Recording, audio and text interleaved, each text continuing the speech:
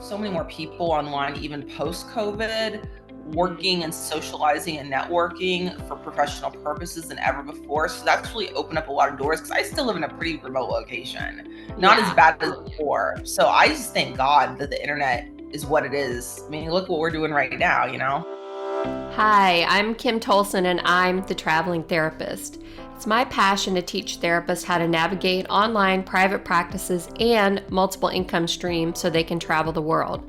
I'm a digital nomad with a virtual insurance-based private therapy practice and a multi-six-figure coaching business. I'm obsessed with entrepreneurship and developing tools that can help therapists live an adventurous lifestyle. In this podcast, I will discuss my journey as a digital nomad. I'll chat with other traveling therapists and help you navigate the complexities of running an online insurance-based practice. I'm so glad to have you with me on this journey. Hey everybody, welcome back to another episode of the Traveling Therapist Podcast. I'm really excited today to have Vanessa Lech here with us. I hope I said your last name right. I'm notorious for butchering last names. Here with us today. And Vanessa, I would love for you to introduce yourself and let everybody know, how did you go from being just a traditional therapist to a traveling therapist? Yep. So my name is Vanessa Lech. It's pronounced L-E-K, even though it's spelled Lech, L-E-C-H. okay. Of course. Vanessa.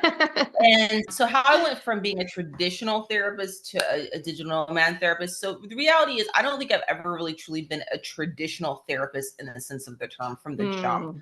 Yeah, I graduated from my master's degree in social work in 2014. It was my second master's degree at that point in time. This was not my first career at all. And I was not like a super young adult. By the time I graduated in my late 20s at that point, I want to say I was 28 or 29 roughly years old. And I'd been in the military active duty. I had worked since I was a teenager in some way, shape, or form, and always been very career focused. And so always had that focus, even though I was, married and whatnot throughout most of my adult life. And so my first job was actually at the U.S. Department of Veterans Affairs, Veterans Health Administration specifically. I deeply regret taking that position. That was a social worker person. And so that was kind of how the beginning of me being a non-traditional quote therapist or social worker, I guess you could say, in this occupation. And so I was in North Carolina at the time. I'm here now again in North Carolina. I did not want to be. This is my least favorite state I've ever lived in my entire life. I've lived in multiple states. I've traveled overseas before graduating school and stuff like that on my own, backpacked across Western Europe. Wow. And there was an opportunity that I thought would be a great opportunity to work with the military community. I was wrong. And I thought I would have like this whole career at the VA basically. And so it was in Albuquerque, New Mexico. And it was honestly Albuquerque, New Mexico is the most beautiful place I ever lived. I lived there for about a year. So it's like the positive that came out of it. The VA was a nightmare, but the positive was the people were so friendly in the community, the local people, not the VA, the local people. And the food was amazing. I discovered this thing called green chilies, which I never really heard of that before. Now I love it. I eat it to this day in so many different things, recipes. My husband makes things for me with green chilies in them because of that. I'm really into fitness because of health, basically. So I do what I can daily. But back then, so this is, almost 10 years ago now, they had a lot of cycling trails. And so I would just every moment I wasn't working, I was cycling. And so I would go in Santa Fe, New Mexico. I'd take the train from Albuquerque. I'd ride my bike from my apartment to the train, get on the train with my bike, go to Santa Fe. I'd spend the whole day cycling. I would literally cycle for probably upwards of 50 miles in the desert. Amazing. And of course, to be clear, because women getting attacked while an outdoor fitness is a real thing, I carry weapons with me. I don't play. I'm outfitted with emergency equipment, weapons, everything. So if I never got attacked or anything, no one ever tried to attack me, but had they would have been for a rude awakening. So I really enjoyed it. It was a great experience out in New Mexico. I left that position. I quit my job and left New Mexico, not because I didn't love New Mexico. They had coffee festivals, chocolate festivals, mac and cheese festival. It was just a great place. It was really wonderful. Oh, nice. But I left because of whistleblower retaliation. And I wrote a whole book on it called Veterans Affairs, whistleblower retaliation right there by my head. Whoa. Oh my Anyways, gosh. I Amazing. just recorded the audiobook on that. Oh my gosh. We had to talk about that some. Yeah. All this stuff here of like making mental notes. I want to talk about that. I want to talk about that. I want to talk about that. Right. So That's that so was how it cool. began though. That was how it Okay. began. That was my Okay. first move. And that was just independent of me just wanting to pursue a career and thinking this was such a great opportunity. I was wrong. Mm-hmm. It wasn't. Okay. But the New Mexico was just, I mean, I still think it's the most beautiful place I have ever lived or visited, really. Wow. Yeah, we just drove through there. It's gorgeous. Yeah, so just to back up a little bit, just to kind of understand how you're making all that work. So when you're a social worker with the military, do you have to get licenses, like a license in each state that they transfer you to, or how does that work? I'm just curious. Like where are Okay, you so licensed and how did that work for you moving all around like that? mhm, mhm. So, when I was on active duty in the military, I was not a social worker. I went to social work school after Oh, I got concluded my active duty military service. Now, I I see. was basically like a health inspector, so it's just a military occupation did not translate at all to the civilian world. I see. I was looking into staying in the military actually because I come from a military family. My husband, he was on active duty, I was on active duty. That's how we met.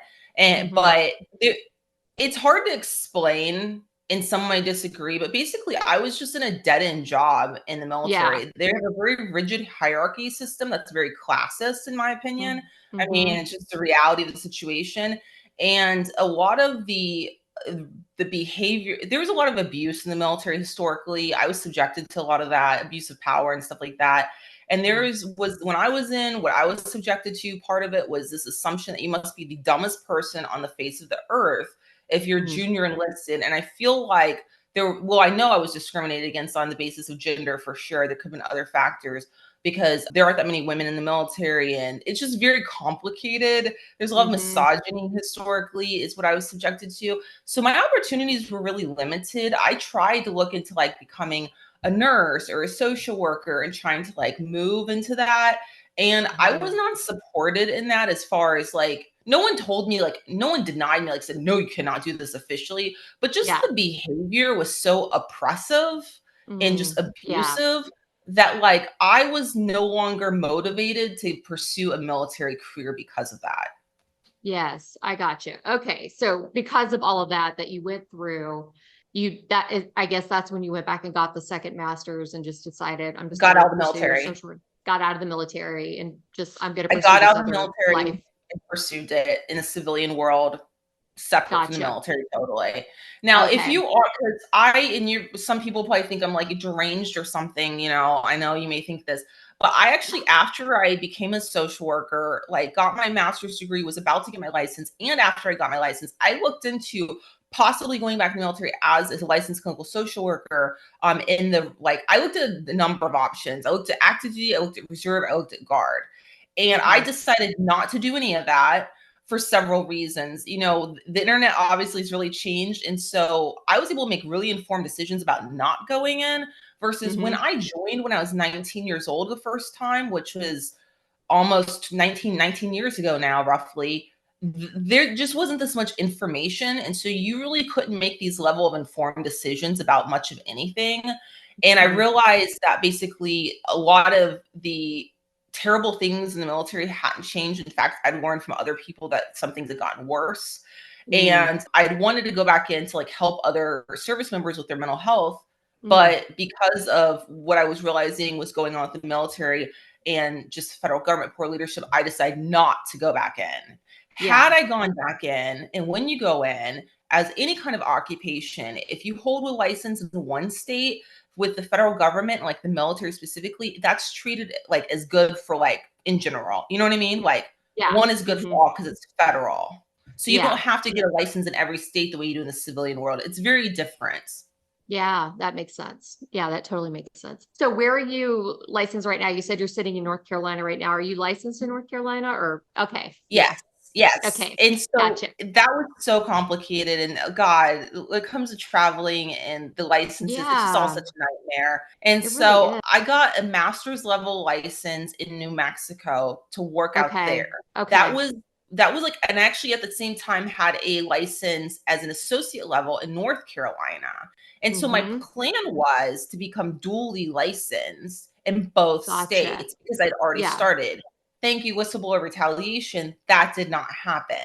Mm. So what happened is I ended up exiting New Mexico and starting my hours all over again just for Oh fun, no. sarcasm, Oh my to get the gosh. license I have Yeah. now. Oh And my all the goodness. work I did out there counted for nothing. And I eventually just let that license go because I was like, how am I ever going to finish up those requirements? Because you know it is state specific. Yes. Right. Oh my gosh. What a nightmare. Ooh. So I'm licensed in North Carolina as an LCSW now, and Okay. that's currently the only state I'm licensed in, but it's not for a lack of trying because I have Okay. lived elsewhere. Yes. Okay. And you thought about it. Now, is North Carolina the one state? I feel like I've heard this for LCSWs in North Carolina that they want you still sitting in the state when you're giving services. Like do they allow you to be out of the state, like providing services back to clients in North Carolina? Okay, I'm not aware, and this is not legal advice, but to the best of my understanding, yes. Yeah. Yeah, Okay. that's my understanding. Like I recall looking at the social work board and yeah, license that because again, not aware, not legal advice, but I just remember during COVID 2020 timeframe, Yeah. the social work board, which they have a much longer title, by the way, North Carolina, Mm. they had getting a lot of questions as the law boards were about practicing across state lines more than usual. And I remember Yeah. them saying, like, outside of what the emergency order ended up being temporarily, outside of that you had to be licensed in the state to practice in the state, even if you were sitting outside the state. So I never Yeah. saw anything about how you had to sit in the state to provide services in the state. Like Okay. I've never heard of that before for Okay. social work. For social Okay. work. Okay. I could be wrong because Now, there maybe was it's a different licensee, but like if they change the maybe. law, please let me tell me. I'll look into it. I'll look into it after the now that I'm saying it, I'm like, maybe it's not that state. But anyway, it's an archaic rule if it is anyway, because it's ridiculous that we can't be sitting wherever we want to when we see our clients, in my opinion. But Yeah, I'll look into it for you too, because I want to look it up now that I'm talking about it. But anyway, yeah, that'd be good because I had. you're like, I should probably know that. That's so funny. Well, So I mean, I thought I did know it. I yeah, thought it was. you Yeah, you actually can. could be totally right. You could be totally right because I mean, who knows? I just like implemented a rule in the traveling therapist Facebook group because people just put stuff in all the time with no evidence to back it up. It's like, Oh yeah, yeah, that's a problem. it's like people, it's like, well, I heard you can't do this or you can't do that. That's why I try to ask in these interviews too, because I want to know, like, do people actually know the information so I could share it with people? But yeah, I'll try Well, to look it also up too. it could be. I mean, I'm not saying it is or isn't like for other occupations, but like this, you know how it is, different boards. So there's different Yeah. occupations. They all have different rules. Hmm. So for me, I believe the answer is yes, I can, as long as I'm licensed in the state. For other Yeah. people, I don't know. For Yes. other Right. occupations. Yeah, yeah, yeah. I'll have to look it up. And it changes all the time too, which is so infuriating for people. It's so hard to keep track of all that stuff. It really is. But anyway, with all that being said, so are you traveling some or are you just kind of settled right now in North Carolina? Like how's that part going for you with the therapist piece? So things feel a lot more stable now than they have ever probably in the past, if I'm being honest with you with that. I still do travel and stuff. I've become an RV enthusiast, which actually Oh, leads me to fun. like one of the other moves I had. So I lived in, I'm not even gonna name the military base because I have nothing good to say about it really. Yeah. But my husband was relocated due to the military after this was more recent history after New Okay. Mexico, long after that. And I joined him sometime thereafter, after I finished up what I needed to here with my licensing and stuff. And I practiced remotely when I was out there back here. And that kind of goes to my trying to get licensed in other states again. So I tried Hmm. to get licensed in that state that I was in and another state that we thought we might be going to related to the Okay. military stuff. Hmm. And I faced nothing but like obstacles with it, just like thousands of dollars in fees, a couple years to try to get this license. Now they passed a federal law. I've been spending a lot of time talking about this, writing about this online lately. In 2023, it was passed, and there's a lot of legislation developing that's recently passed and in the works in different states on this topic for active duty military spouses and service members in some cases as well, getting their occupational licenses recognized across state lines when they move because of that military service component. So had that been enacted, which is, by the way, 30 years overdue, in my opinion, I would have been able to have a license recognized in that state and in the other state that we were possibly going to end up in. And it's a very convoluted law, though, because it looks like these licensing boards just don't want to cooperate, is the bottom I line. swear it is awful. I mean, all these compacts are in the works. It's like, let's just make it a national compact, please. Yes. My Yes. I agree gosh, with you. I agree with it's you. And crazy. I like, I've talked and written a link on this topic. Like, I firmly believe that a lot of these rules with different occupations and the way they regulate, whether you're talking about lawyers or any other or mental health, whatever, is more about power, control, and money, and less about protecting the public interest. And I Absolutely. do think that there are obviously, like, I do support licensing. I do support like rules and ethics, and it is important. Otherwise, you're gonna have other people who's calling themselves whatever, which I see that all the time already with no You're right. legitimate backing. Yeah. But there is a line that should not be crossed. And, for example, I think it's important that you're culturally competent where you're practicing. Like, I would not be willing to practice in a state where I have not spent substantial time and have substantial knowledge. But, like New Mexico, I lived there for a year, became very familiar with that area. North Carolina, I've lived here, off and on for 10 years roughly because of the military. I'm from, in Florida, couldn't get licensed there without jumping through a bunch of hoops. I grew up there. I lived in another state. In the state I was at by the military base, I would have been like the only licensee in private practice in that entire area. They were that short. They had no mental health practitioners virtually in that area. It was a very remote area. And so it's like they're really hurting the public interest with these goofy rules that they want to enforce, basically. And when I contacted the licensing board in that state, they laughed at me. They literally laughed at me when I let them know of my situation, being an active duty military spouse that was living there. I was trying to get this license recognized. And I just gave up on it. I was like, I just have enough stress as it is. I don't need to be dealing with this. But how I handled living out there when I was living by that military base in a different state was I basically kept up my license in North Carolina and I practiced remotely and continued, operating that way for the time being. And it ended up being extended. It was supposed to be 7 months and it was extended to God, over 2 years we're out there. It was a mess. And that's how we ended up in the RV. And I became an RV enthusiast because the military housing situation was a nightmare. I've written about that a little bit as well. And just Google it if you guys don't know what I'm talking about. And they were taking all this money out of my husband's paycheck. And we are living in a place that don't think it wasn't adequate for a dog shelter, much less humans. So we moved out fairly quickly because I was desperate to get out of there. I was like, we need to stop being bled out by this government contractor who's also siphoning from taxpayers as well. And we need to get the hell out of here. Running your own private practice is hard. With so many parts, it can sometimes feel overwhelming. That's where Owl Practice swoops in. Created specifically with mental health providers in mind, Owl offers a comprehensive HIPAA-compliant solution that helps you manage your practice in one convenient platform. Meet with your clients virtually through video therapy, which is fully integrated and secure. Manage client appointments and client records seamlessly. You can streamline your claim process with Owl's integrated insurance and claim capabilities. You can use Owl to invoice and manage payments. Owl Payments ensures financial data is stored securely, and no sessions are left unpaid. Owl is not only for providers, it also offers a secure client portal to enhance the client experience. Clients can use the portal to securely message their therapist, submit digital intake forms, complete necessary paperwork, and book appointments.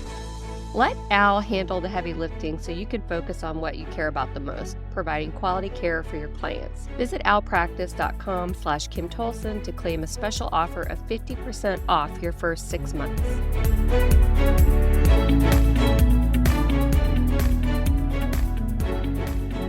And so I didn't know what really an RV was, despite growing up in Florida.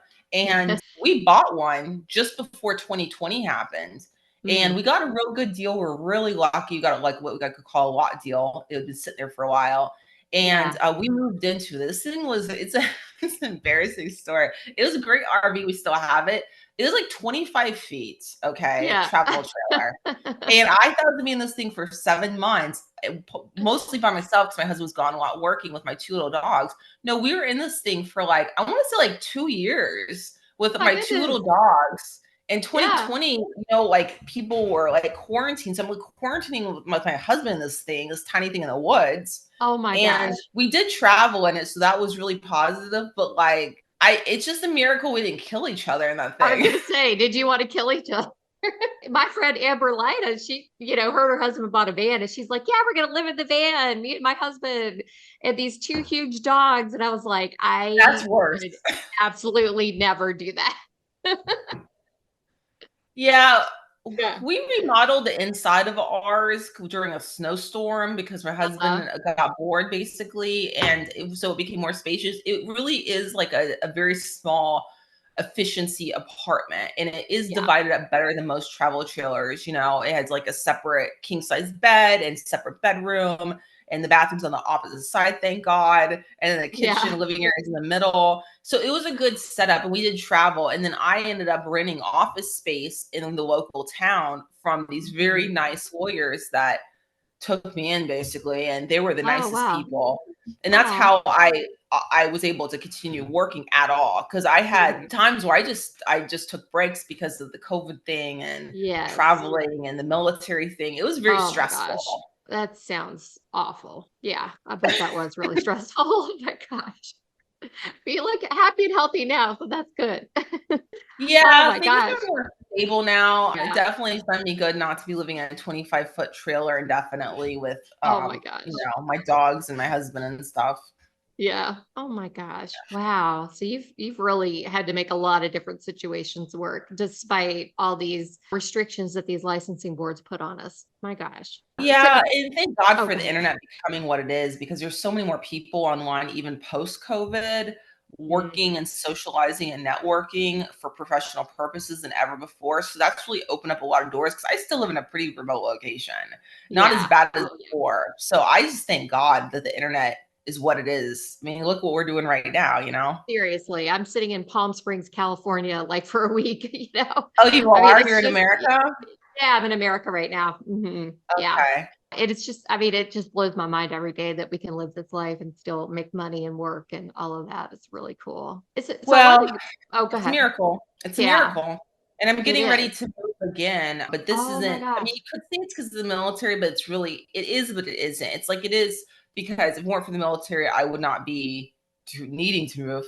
But it's also because I don't like North Carolina. And so we're getting ready to Yeah. move.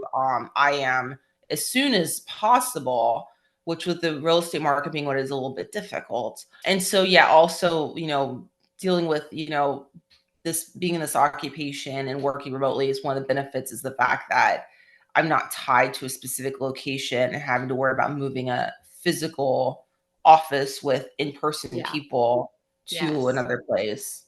So Yes. that's really Oh good. my gosh. It's amazing. Yeah.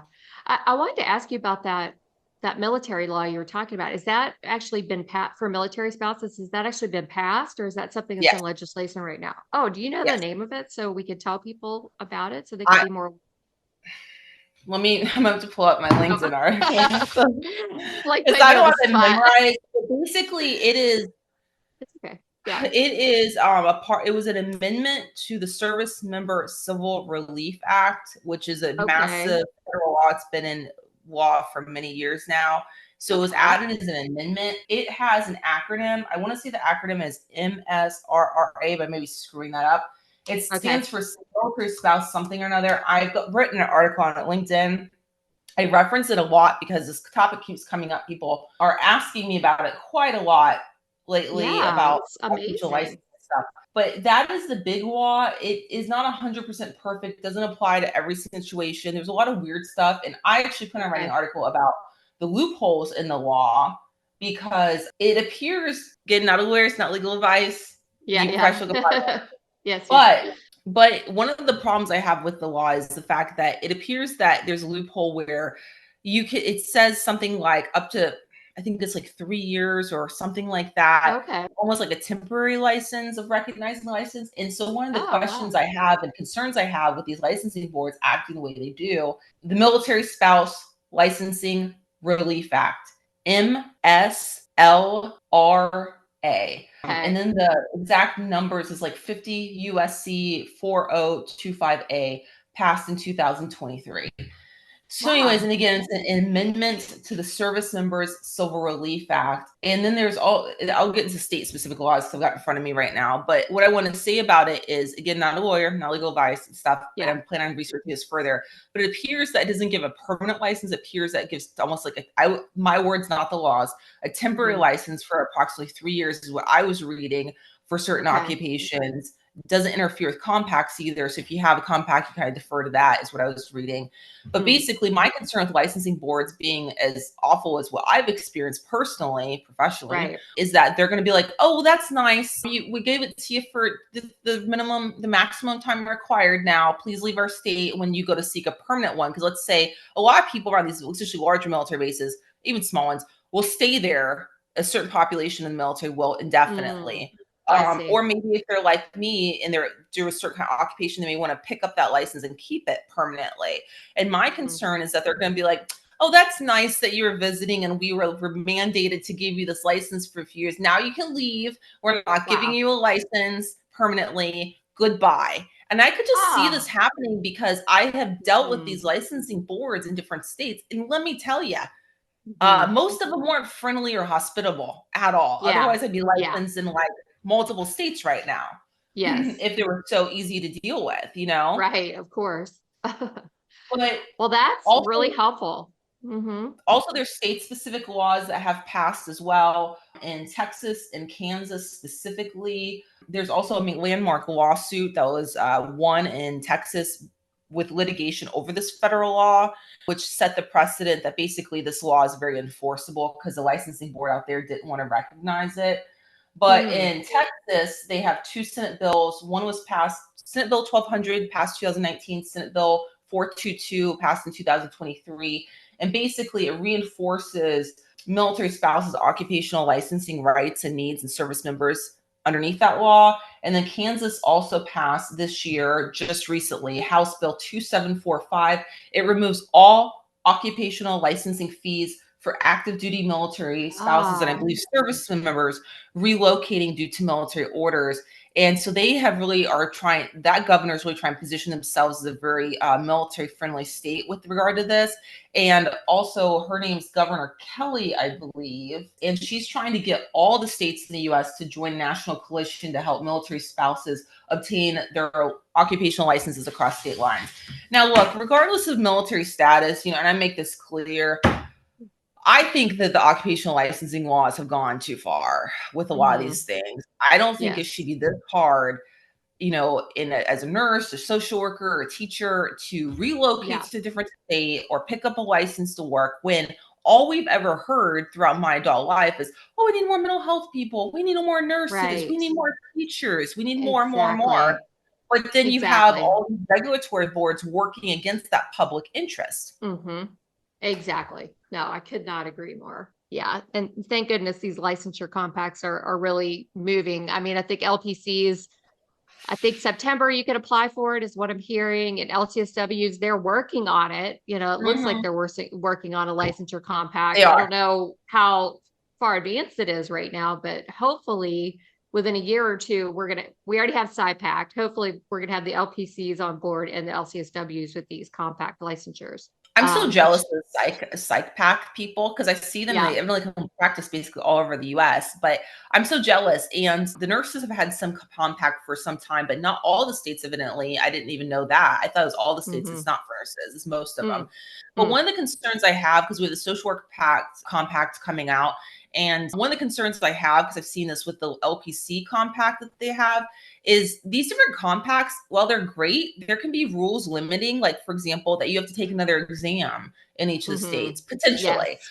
Yes. or that, there could be excessive fees, or that one of the ones that really concerns me is that you have to hold residency in, let's say, NC, where you're primarily licensed, and have almost like a temporary license to practice across state lines. But then when you say what I'm about to do, move to a different state, then I'd be subjected to the whole licensing nightmare all over again. It's just Exactly. like, And oh, I know it's side packed actually to actually be able to use it, you have to be sitting physically in your home state for the side pack to apply. So if you're not physically sitting there when you're like, let's say my home state is Virginia, if I'm not physically sitting really? in Virginia, I cannot see clients in these other compact states is the way it reads right now. That now the LPC one doesn't have that regulation associated with it. But for SIPAC, yeah, you have to be physically like grounded in that state to be able to use their compact, which is ridiculous to me. I just don't even understand it,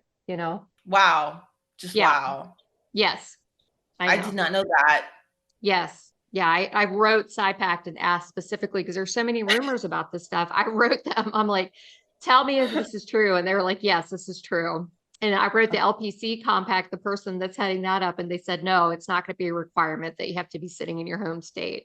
So I was like, well, thank God. I mean, what's the point in these compacts if you can't move around with them? You know what I mean? Yeah. So, yeah. So anyway, that's my soapbox about that. I just wanted to add to that. I did so I opened my first private practice in 2018 in North Carolina. And originally I did have an in-person office in downtown Raleigh, but it quickly organically became a hybrid practice only because of just the need and also my inclination towards using technology in a way that makes sense, practical purposes. Because I had situations where people were like, for example, down at Fort Bragg area, like military, and they couldn't it's like a 2-hour drive to get to where I was located, my office. So we did online for that. Or I had people got sick, so they couldn't come in person, so online. Also a natural disaster, and so the bridge that I needed to travel across was flooded for a period of time, so I couldn't get to my office, so I did it for that. And so that was kind of organically how it happened. That was obviously well before 2020. And then Yeah. in advance of 2020, 2019, when I knew that this military situation was happening and there's a relocation upcoming, I transitioned everything online just on my own. That had nothing to do with 2020. Because I took a break of practicing during 2020 because of just my own situation with the military and what was going on. But yeah, it was really organic. And so I've been kind of now it seems like every practice pretty much is online or hybrid. And it's just so interesting because when I started doing hybrid myself, Yeah. you wouldn't believe some of the nasty comments I got Oh, from my I got peers it about too. it. I did it in 2018 and it was like crazy. It was just unbelievable how, Were you you know, hybrid or all online just at all 2018? online. Yeah, I Okay. just like left my office. Like even the group practice I was with, they were just like, you can't do that. And I was like, yes, I can do it. I'm doing it. I'll see you guys later. Bye. Mhm. But Mhm. yeah, there was a lot of pushback. And then I always tell the story. And then when COVID hit, they're all calling me up. How are you doing this? Can you explain this to Mhm. me? How does Mhm. this work? I was like, well, I told you Yeah. you could do it. Yeah. So, yeah. Well, Vanessa, thank you so much for going in depth about all this. I'd love if you would just say the name of your book again in case people want to check it out, because I'm sure there's a lot of people that it would help. My latest is Veterans Affairs Whistleblower Retaliation right there. It's Yes. at you can find all the info about it plus a bag of chips over at womanmilitaryveteran.com. And That. then my private practice website, which is totally separate, by the way, is divorcingadults.com. Okay. Yay. And if anybody wants to get a hold of you, like to talk about any of this, how would they reach out to you? What's the I would best just say way? go to my website, divorcingadults.com. I have a contact Okay. page on both of my websites. It's easy to hit the button and send an email. I'm also have a very strong presence on my strongest the place I'm have the biggest online presence would be LinkedIn for Okay. sure at Mm-hmm. Go Vanessa. So you can find me Okay. there as well. Wonderful. Thank you. Thanks for taking the time to talk about this. I mean, it opens up a lot of conversation just around these compacts and how to navigate all this. And then also like everything you've been through with the military. Gosh, I'm so glad you're so glad you like wrote this and offering it to other people to give them information about how to handle this stuff too. I'm sure it's highly needed. Yeah. Thanks a lot. I Unfortunately. appreciate you being here. Yeah, unfortunately. But thank you for being here. Thanks for having me, Kim. Appreciate it. You're welcome. Thank you so much for listening to the Traveling Therapist podcast. For show notes, links, and downloads, head over to thetravelingtherapist.com, where you'll be able to learn more about my journey, the courses I've created for you, and other exciting resources to make your dreams become a reality. If you've enjoyed this episode, please share with your traveling therapist friends, subscribe to the podcast, and if you loved this episode, please leave a review.